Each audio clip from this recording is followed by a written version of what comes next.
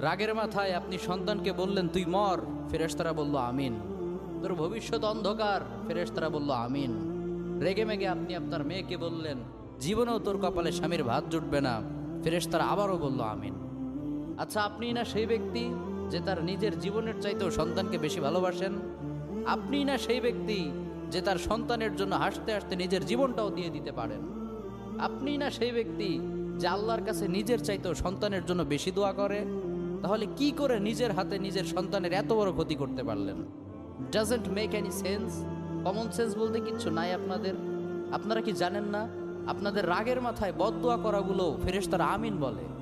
দাওয়াতুল ওয়ালিদ আলা ওয়ালাদি, বাবা মা তার সন্তানের জন্য যেই দোয়া করে সেটা ভালো হোক কিংবা বদদোয়া হোক, আল্লাহ সেটাই কবুল করে নেয়। এজন্য খবরদার, নেভার কার্স ইউর চিলড্রেন। রাগের মাথায় কখনো সন্তানকে অভিশাপ করবেন না। খুব বেশি রাগ উঠে গেলে তার জন্য উল্টা ভালো দোয়া করেন। কাবা শরীফের একজন ইমাম আছে, ইমাম আল কালবানি।